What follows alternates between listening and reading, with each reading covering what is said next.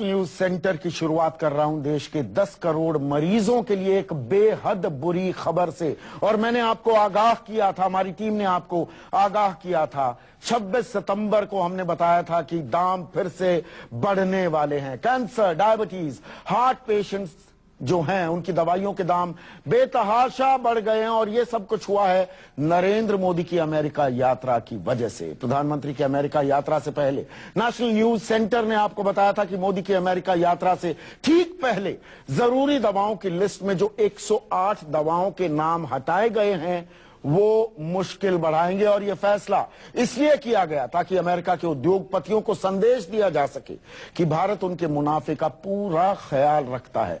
अभी शायद हमारी ये बात आपको याद ना आ रही होगी, शायद थोड़ा कम समझ में आ रही होगी, पर यह रिपोर्ट देखिए, पूरा मामला शीशे की तरह साफ हो जाएगा। नरेंद्र मोदी की अमेरिका यात्रा के दौरान 29 तारीख को आपने अपने अपने टीवी सेट पर ये तस्वीरें जरूर देखी होंगी। मोदी जी अमेरिका के बड़ी कंपनियों के सीईओ के साथ नाश्ता कर रहे हैं। आपने देखा होगा टीवी चैनलों के जाने माने पत्रकार और एंकर चिल्ला चिल्ला कर आपको ये बता रहे थे कि प्रधानमंत्री मोदी से मिलने के लिए जानी मानी कंपनियों के सीईओ भागे भागे आए।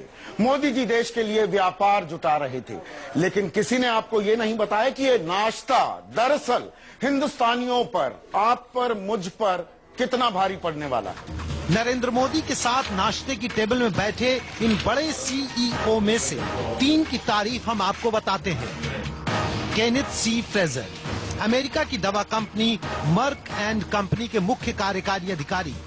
John C Staley, chairman Hospira pharmaceuticals and medical device. David W McLennan, president Cargill food health and pharmaceuticals company. आप कहेंगे अरे भाई कौन सा गुनाह हो गया, देश के प्रधानमंत्री मोदी देश के लिए दिन रात एक कर रहे हैं और आपको चैन नहीं। अब थोड़ा धीरज रखिए और इस नाश्ते की टेबल पर जो सीईओज बैठे हैं उनकी कंपनियां कौन सी दवाई बनाती हैं उस पर गौर कीजिए।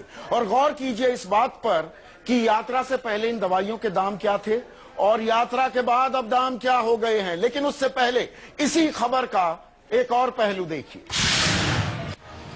अगर हम कैंसर की बात करें, ब्लड प्रेशर की बात करें, कोलेस्ट्रॉल की बात करें, डायबिटीज, टीबी, इन सब का इलाज करने वाली जो दवाइयां हैं। 26 सितंबर की रात को हमने आपको नेशनल न्यूज सेंटर में खबर दिखाई थी कि दवाई के दाम तय करने वाली संस्था राष्ट्रीय औषधि मूल्य निर्धारण प्राधिकरण NPPA ने 108 दवाइयों को आवश्यक दवाइयों की सूची से निकाल दिया है। नतीजा, बेहद घातक बीमारियों की बेहद जरूरी दवाइयां महंगी हो जाएंगी। इन जरूरी दवाइयों के दाम अब सरकार तय नहीं करेगी, बल्कि दवा कंपनी अपनी मर्जी और मुनाफे के आधार पर तय करने लगी।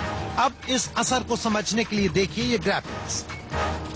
कैंसर की दवा गेफ्टिनेट जो पहले 5,900 की थी अब 11,500 की हो गई है। कैंसर की ही दवा ग्लेविक पहले 8,500 की थी, वो अब 1,08,000 रुपए की हो गई है। इसी तरह ब्लड प्रेशर की दवाई कार्डिक 5 mg पहले 92 रुपए की थी, अब 128 रुपए की हो गई है। प्लेविक्स पहले 147 की थी, अब 1,615 रुपए की हो गई है। एंटीबायोटिक मॉक्सिसिप 400 पहले 250 की थी, अब 399 रुपए की हो गई है। टेरिबिड 200 पहले 34 रुपए की थी, अब 173 रुपए की हो गई है।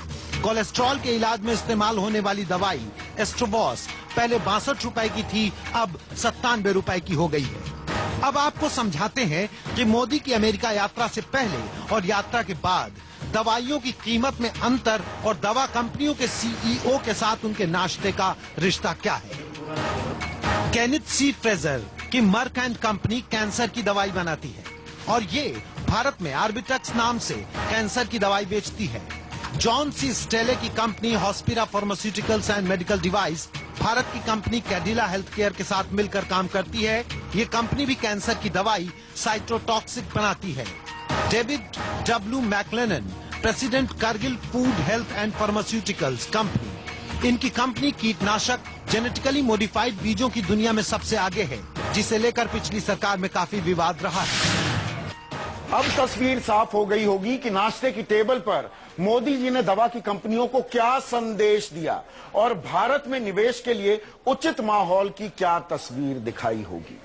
यह भी बात आपको समझ में आ गई होगी कि खबर वो नहीं होती जो तस्वीरों में दिखती है, खबर वो है जो हम आपको बताते हैं तस्वीरों के नीचे से निकालकर।